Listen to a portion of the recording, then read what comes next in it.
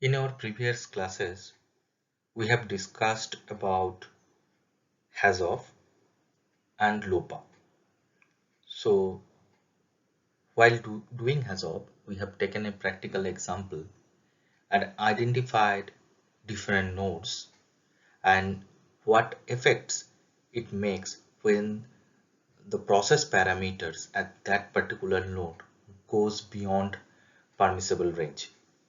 For example, if there is a more flow situation or less flow situation, what is the consequence that may happen to that particular system?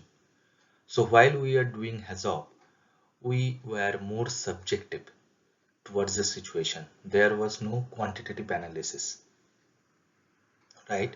So wherever we have more doubts, we should approach with LOPA, which is a layer of protection analysis. So in this approach, we quantify the risk associated with that particular loop more quantitatively.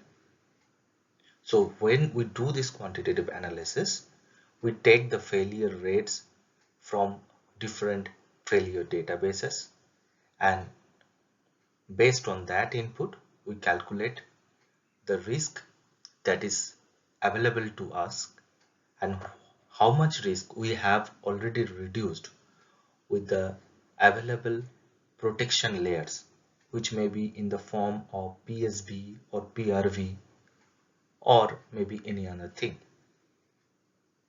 The residual risk, which is the which here I mean the residual risk is the risk which is left by combining the risk reduction of all the IPLs except the CIS, right? So, and now we have seen when we were doing the LOPA analysis, we have seen we have calculated the resultant frequency, and we have also calculated TMEL, which is the target mitigated event likelihood.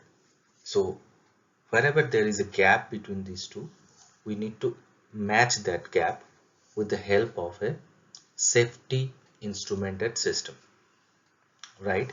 So we will introduce a safety instrumented system. So with the help of the safety instrumented system, we reduce that particular gap. So in this particular video, we'll discuss about how this safety instrumented function is really implemented. And again, we will take the same example of the HP separator that we have taken in our earlier classes when we are doing LOPA and HAZOP. Okay, so we'll begin with the definition of the safety function and the safety instrumented function as per IEC 61508 and 61511, and then go into that particular example and try to do or develop the safety instrumented function. So let's begin. So what is a safety function? So as per IEC 61508, a function to be implemented by EE or PE safety related system or other risk reduction measures that is intended to achieve or maintain safe state of EUC with respect to specific hazardous situation. Here E, EE and PE means electronic or electrical electronic or programmed electronic system, right?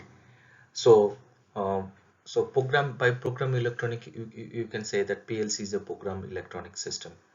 EE can be a microcontroller which is already a fixed program in there, and you cannot change the program. Only the developer or the manufacturer can change the program. And E is electrical. Electrical means the relay based system, right? So, and there is another acronym here which is EUC, which is the equipment under control, the equipment for which we are doing the safety analysis. It can be a vessel, it can be a pump, it can be a compressor, or it can be a simple loop, right? So that is our equipment. So safety function is a function that is implemented in E, E or B safety related system or other risk reduction measures, and its intention is to achieve or maintain a safe state of EUC with respect to specific hazardous situation.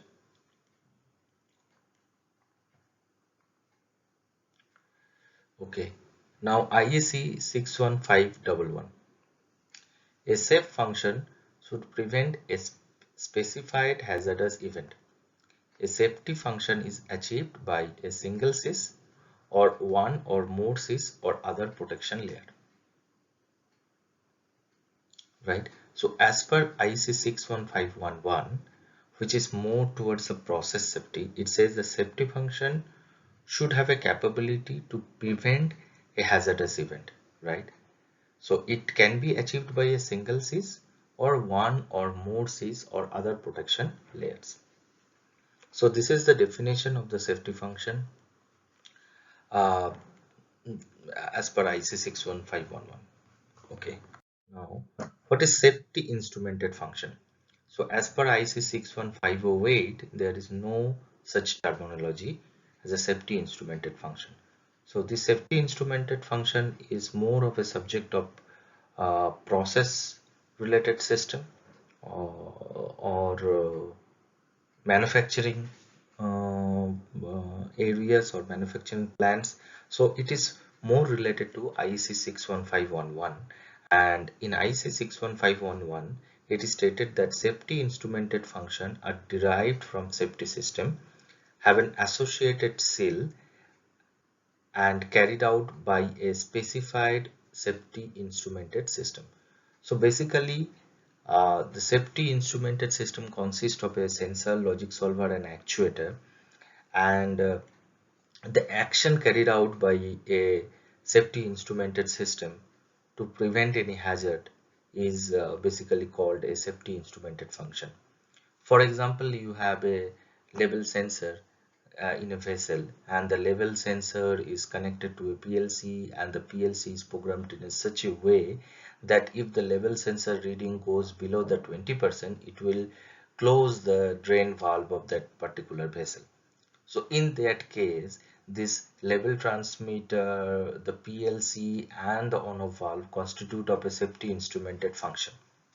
So constitute of a safety instrumented system, and the function of closing the valve in case of the level going below 20% within a certain specified time is known as the safety instrumented function. So basically the function that is carried out by a safety instrumented system is basically called a safety instrumented function. Hope you are not confused at this point. So again I am trying to, so this is a SIS, and the action carried out by a SIS is called SIF. Now this action have certain characteristics, so it should be done within a certain specified time, and there is a seal rating associated with it, right? So action will be carried out, and also it will be carried out with a certain probability, right? So if we consider that this is a safe, say it is a seal 1 and it is with 95% availability, so we can say that this particular action of closing the valve in case of actuation from the level transmitter or level going below to 20% is will be done with a 95% availability, and it will be always completed, the action will be always completed with a certain window. So window may be 3 seconds or something else, whatever you specify. So that will be done within that specified window. So hope safety instrumented system and safety instrumented function, these two things are now clear to you. Now, how to define a safety function, that we need to understand. And in this case, again, we'll take help of that earlier example in which we have a HP separator here, and the HP separator is connected to a liquid drain, and there is a level switch and there is a on-off valve. So what happens when there is more flow in this line? The level goes down, and when the level goes down, this on-off valve closes, right?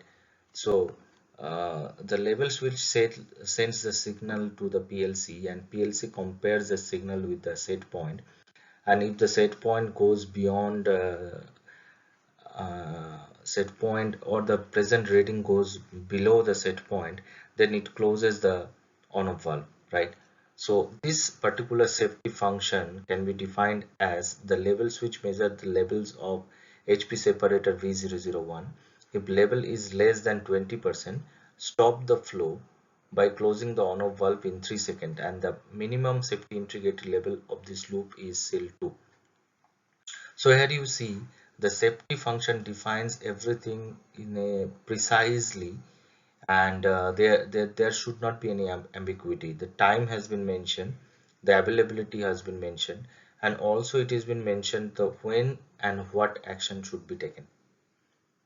So this is basically the example of a safety function and how the safety function should be written.